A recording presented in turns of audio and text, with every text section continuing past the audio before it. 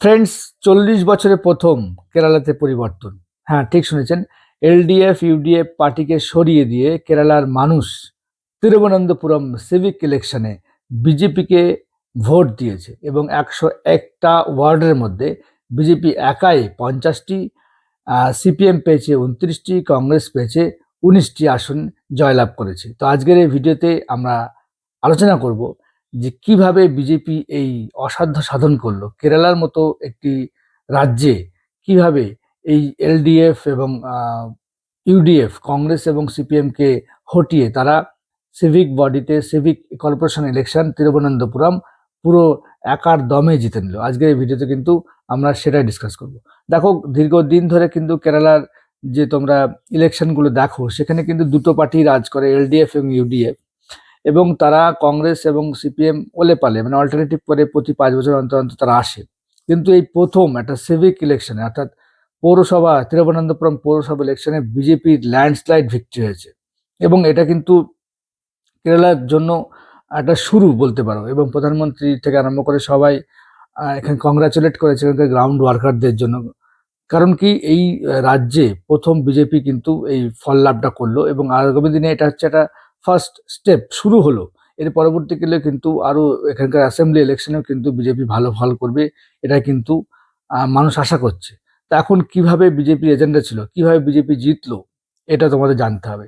দেখো, দীর্ঘদিন ধরে এই এলডিএফ ইউডিএফ এর প্রতি মানুষ ফেড আপ হয়ে গেছে। এখানে কারাপশন থেকে আরম্ভ করে সিভিক কমিউনিটি, শহরে যে সমস্ত প্রবলেমগুলো থাকে, রাস্তাঘাট থেকে আরম্ভ করে স্ট্রিট লাইট থেকে আরম্ভ করে সলিড ম্যানেজমেন্ট, সুয়েজ, বিভিন্ন আহ, নালা নর্দমা যে সমস্ত থাকে অপরিষ্কার, এই সমস্ত বিরুদ্ধে কিন্তু বিজেপি প্রথম থেকে লড়াই করছিল।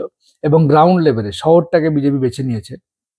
এবং গ্রাউন্ড লেভেলে বিজেপি যারা কর্মকর্তা ছিল, তারা কিন্তু খুব ভালো কাজ করেছে, মানুষকে বোঝাতে সক্ষম হয়েছে যে তাদের কাছে শুধুমাত্র এলডিএফ ইউডিএফই অপশন না, তারা তাদের উচিত একটা বিজেপিকে আনা। তারা কিভাবে এই গভর্নমেন্টটাকে তৈরি করবে, তারা সিভিক বডিকে যে যে সমস্ত সুবিধা দেবে, সেগুলো কিন্তু এই এলডিএফ ইউডিএফ এর থেকেও আলাদা।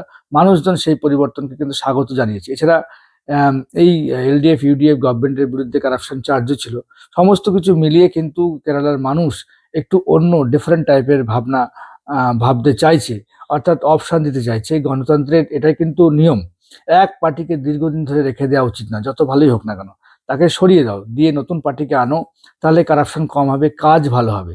দীর্ঘদিন ধরে যদি একটা পার্টিকে রেখে দেওয়া যায়, তাহলে কিন্তু সেখানে কিন্তু কারাপশন বাসা বাঁধবে। যারা লোয়ার লেভেলে কর্মচারী থাকবে, লোয়ার লেভেলে যারা কার্যকর্তা থাকবে, তারা কিন্তু কারাপশনের সঙ্গে জড়িয়ে পড়বে।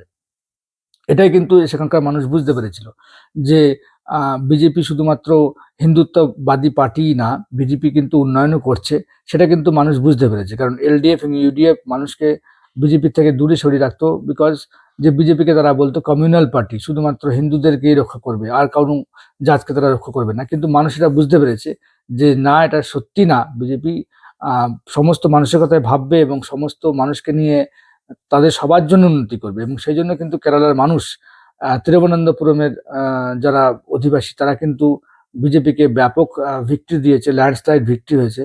এবং আগামী দিনে বিজেপি কিন্তু তিরুবনন্তপুরম থেকে তাদের যাত্রা শুরু করলো কেরালায়, কারণ গ্রাউন্ড ওয়ার্কটা প্রায় হয়ে গেছে। এবং তিরুবনন্তপুরম যাত্রা শুরু করে এখানকার যে সিভিক ইলেকশনে তারা জিতেছে, এটা কিন্তু আমি বলবো যে তাদের হচ্ছে ফার্স্ট স্টেপ, প্রথম পদক্ষেপ কেরালা। আস্তে আস্তে কিন্তু তারা পুরো কেরালা রাজ্যটাকেই তারা দখল করে নেবে।